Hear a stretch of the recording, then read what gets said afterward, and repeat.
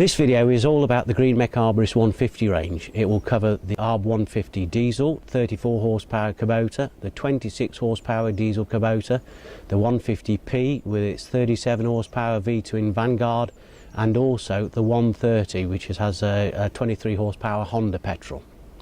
It'll cover all aspects of the safe use and correct maintenance of the machine, just so that you can get the best out of your ownership period of the machine.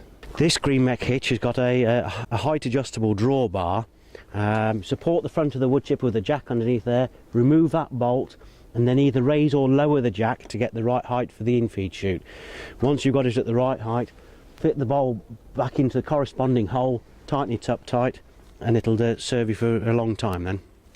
The rest of it is a fairly standard hitch. The procedure for hitching and unhitching is the same across the range.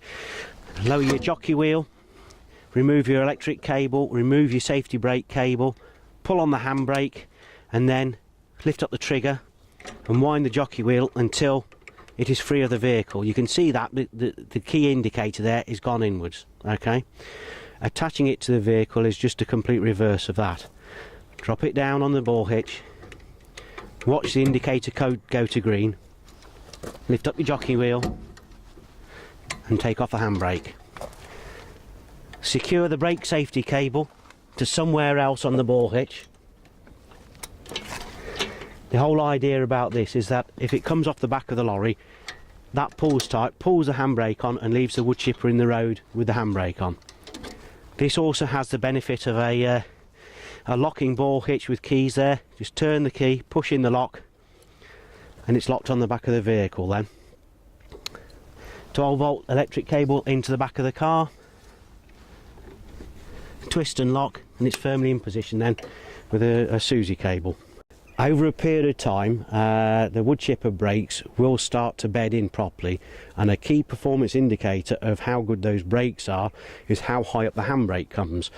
Put it on something like a tow bar so that it's nice and secure, make sure the piston is fully extended, and then just gently pull the handbrake on.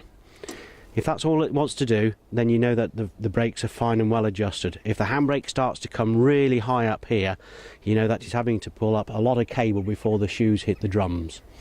Then it's time to take it to the workshop and get them adjusted properly.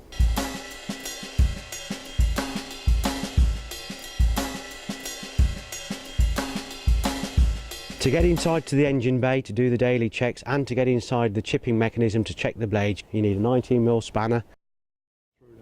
So with the bonnet up in the air, you've got easy access to your dipstick, oil filler cap there, radiator. Look inside the radiator to check coolant level, make sure the water's cold before you do that. And you've also got a screen in front of the radiator which filters out the fine muck before it gets sucked into the radiator. Access to the end of the air filter for routine maintenance. There's your air filter there, and we'll show you the rest with the covers removed just for ease of access.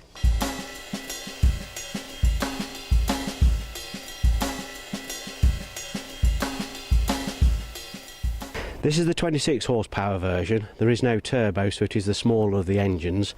You will note that we've disconnected the bonnet micro switch, but don't worry, that's failed to save, so even with the switch not there, the engine still will not run.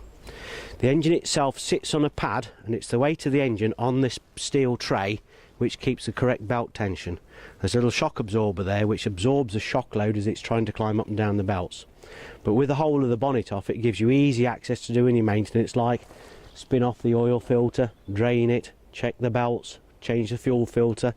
On this side of the engine you've got the fuse box which protects the electrics, you've got the hydraulic pump, engine stop solenoid, fuel filter, lift pump and bleed screw, and that's the throttle for the engine.